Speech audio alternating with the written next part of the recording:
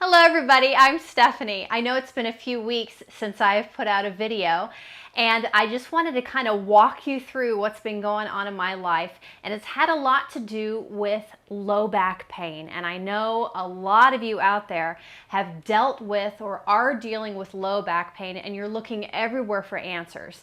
And this may not be the answer for you, but it may also be the answer for you. So I'm just going to give you some of the insights and things that I've been learning about my own body over the last few weeks when it comes to low back pain. So join me on your mat wherever you're at, and let's get started.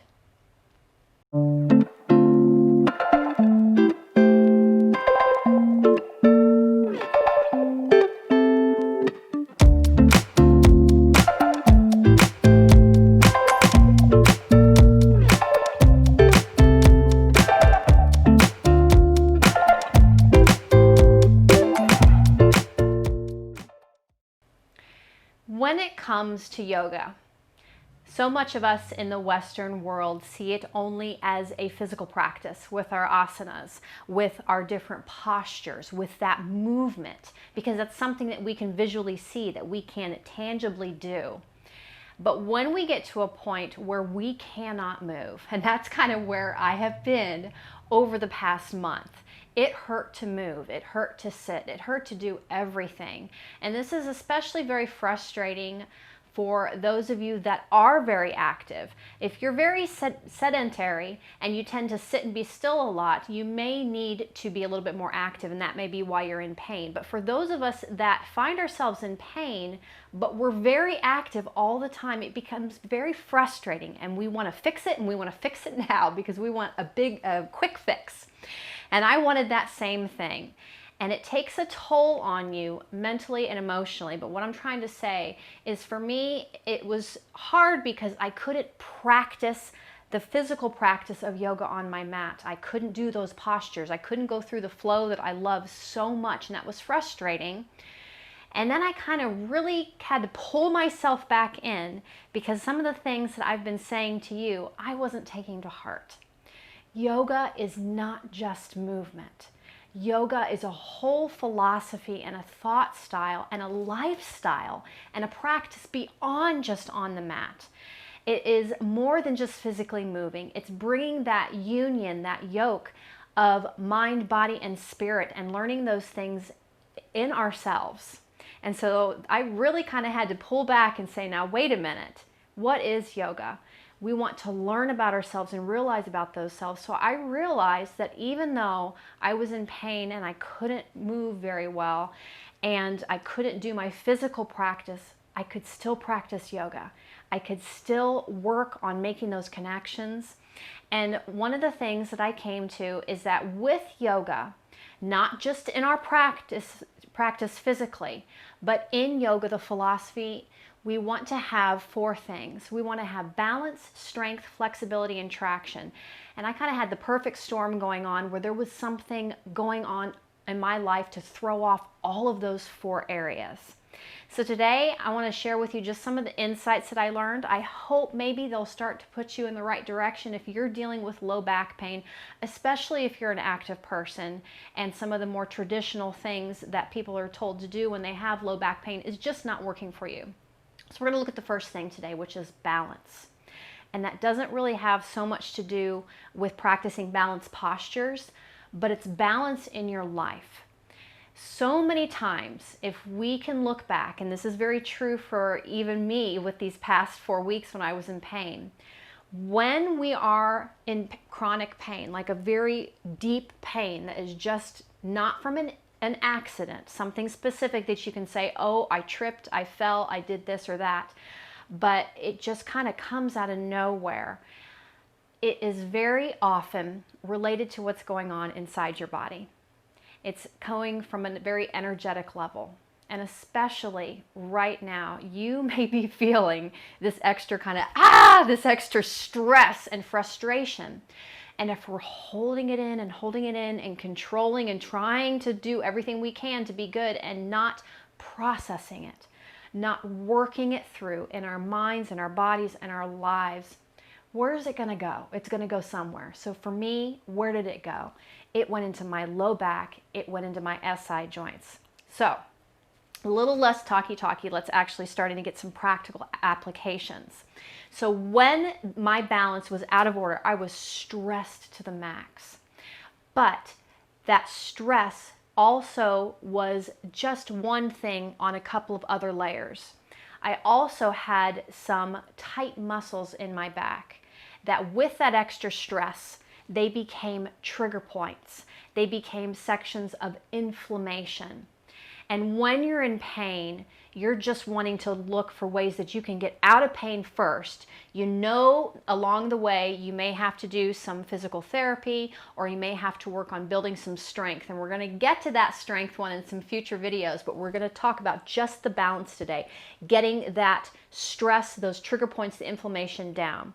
So beginning with trigger points, you want to first look to see where the pain is coming from.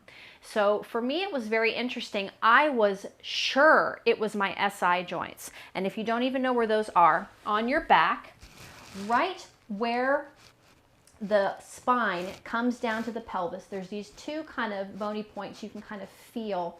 And a lot of times people will see dimples also at the very top of the glutes, at the low back, where that part is. And that is where the pain for me was in the SI joints. So I thought, oh no, I've done something to my SI joints. So I started doing all this research on SI joints and flexibility and all this stuff. And we're going to get to those things in future videos. Sorry, I'm giving you little teasers along the way. But when I began to figure out where the pain was coming from, I would walk my hands up the spine and push on different areas until you kind of find those trigger points, those points where you just touch it and you're like, ah, oh my gosh, I'm gonna die. But it's almost that hurts so good feeling. So you wanna look for where the pain is coming from first. So a lot of people will say, I have low back pain. And when you say, where is it coming from? They can't really figure out where it is, but we know it's not up here. It's always feeling in the low back. It might be the SI joints. And so we'll talk about that later if it is SI joint problems. But for me, because I was so flexible, the muscles in the back were pulling on my SI joints and causing problems. So it was hurting that other part of my flexibility. But it was causing these trigger points. And a lot of time when people say their back has gone out, or they just can't move. You might do something real quick and jerk a muscle and you're like, oh my gosh, I can't move, I'm in pain. And it's not so much that something has gone wrong in the body. It's not like you've broken something, if that makes sense. But the muscle is in spasm and it is so tight that it's pulling things out of alignment. So a lot of people will immediately say, I've got to go to the chiropractor and get this fixed. And that's what I did too. I went to the chiropractor immediately to try to get that fixed, and it threw my back in even to more spasms. So before you first go to the chiropractor, or if you are going to go to a chiropractor, maybe talk to them about trigger points. We're going to look at some of these trigger points that are very, very common that cause this low back or pain that might feel like it's in the SI joints. And you're going to want to try to work these points out. If you have a massage therapist, they can get in there and really push on those points. But some of the things that you can do at home, because you might just be at home and you're in pain, if you have a tennis ball, you can use one of these. If you have some therapy balls, this is going to be even better because tennis balls have a little bit more give to them. Therapy balls are going to be a little bit harder. And then you can also use foam rollers for different things. So I'm going to show you a few different common trigger points that might be contributing to your low back pain. You're like, finally, she's done talking. Let's get to fixing the pain problem here. Now remember, this is not a quick fix. We've got a lot of work to do together to kind of work these things through. But I'm going to use my little therapy balls here because I love these a little bit more, but I'll show you with the tennis ball also, but how it's got a little bit more give. So you're looking for some of these trigger points, and some of the very common ones on the back might be the lats. And you're going, why do I have low back pain if my trigger points are way up here? The lat muscles actually connect in way down into the low back. They're very big up here, but then they go down along the spine. So if that spot is right up in the lats and it's on either side of your spine, kind of right on top of the ribs, or it might be right inside of the ribs there. So you're going to find that point when you push, it almost takes your breath away. And you can do it also just with someone pushing right there, but you want to make sure you either have a massage therapist or somebody has shown you exactly where to push with your hands. So you're going to take your ball, tennis ball or therapy ball, I'll do the tennis ball first, and find that spot right where it hurts and make sure it's right there. And you're going to very gently come down onto your back, and you might have to wiggle around a little bit and find it. If you want to, you can put a pillow back behind your head, but I kind of like just the pressure of the floor. And then what happens when you first come into this is your whole body wants to tense up and kind of rise up off of things. So what's very, very important with creating balance and getting these trigger points to work out is to breathe. Breath is so, so important with reducing stress. And a lot of times trigger points can be there because of the stress. So we want to just start to breathe. So big inhale through the nose. And with the exhale through the mouth, you're imagining breathing out all the pain and breathing this through. And this is something that I lived with for a couple weeks. And my massage therapist would be there working on me on the table, and she would just tell me, breathe, because we have the tendency just to hold our breath because we think we're protecting ourselves when actually we're creating more tension in our bodies. So big inhale through the nose. And with your exhale, letting out all of that pain, all of that tension, and allowing the body to relax down onto the tennis ball or whatever you're using there. And just allow the body to soften. I know that's a hard thing to do, especially when you're in pain. Taking a few breaths there. And when you're in pain, we always think about this pain scale. And if you're just crying in pain, you're kind of at a 10. If you're kind of a grin and bear it, you might be at a 5. But we want to hold this trigger point, not until the pain's gone completely, because it's always going to be a little tender for a while, but until it's about maybe a 2 or a 3. And you'll notice that because when the pain starts to lessen and lessen and lessen, and then you lift up off of it, it's almost like there's this relief a little bit.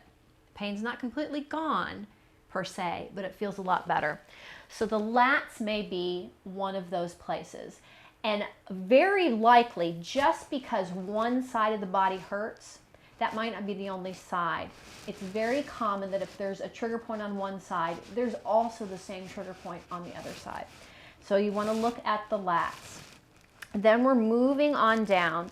There's 2 big muscles that run right along the spine, the erector spinae, and so they might be a little bit lower down. And I'm going to use my therapy ball, moving on down, finding my trigger points, and they might move from day to day, and that's what's so frustrating. You're like, yes, I don't have a trigger point there, and then you work on up, and you're like, oh, there's another one. So it's kind of like you work out the stress, and the stress moves on up or down somewhere else. You got to keep working those out. So I'm going to move on down my spine, down away from the lats, maybe a little bit lower. Just being careful, though, of things that you're not pushing right on the spine, especially if you've ever had any back problems, herniated discs, bulging discs, any of that. You don't want to push right on the spine. So again, finding that spot, might be a little bit further down, laying back and breathing into that point there.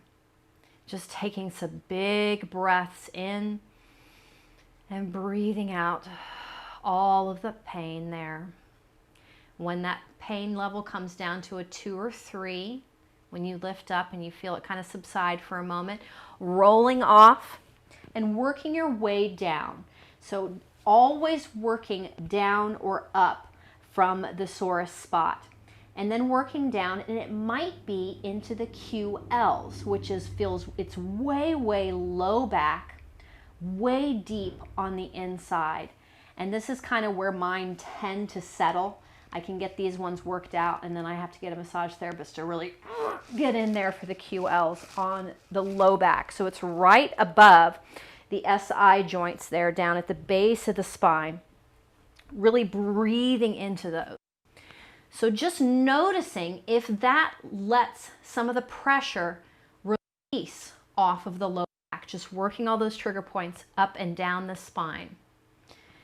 It may not be the back that's causing your low back problems and you're just like, oh no, what is this? It may be in the glutes. And we're going to eventually in some future videos be working the glutes, because that was part of my thing, is I had to build some of the strength. And so for me, it's a little bit easier, instead of one of the balls, to use a foam roller to find my pressure points in the glutes. It's usually going to be in the piriformis. So you've got the glute medius, which is kind of at the top. You've got the glute maximus, which is that center big fluffy one that we're going to learn to love no matter how that we're made. Then you've got the glute minimus, and underneath, in the kind of the center of all of this stuff, you've got the piriformis. And for me, I can always kind of find it because when I feel my sits bones, and that's those bony protrusions when you're sitting up tall, you can feel those. It's kind of to the inside there for me. So what you're going to do is you're going to take your foam roller, and I'll show you on my right glute first. You're going to cross your right ankle over your left knee, and this is really going to kind of get the muscle a little bit deeper. Then taking that foam roller, and I kind of sit on it to the side to kind of find it, and rolling around until you feel that kind of, and it might be right below or right above where the tight spot is. But breathing again, once you find that spot, we're not rolling it out, even though you're on the roller, but we're breathing into the muscle and releasing that pain, feeling that muscle relax. So big inhale. Exhale all that tightness, all the trigger points, all the inflammation, and feeling it loosen up.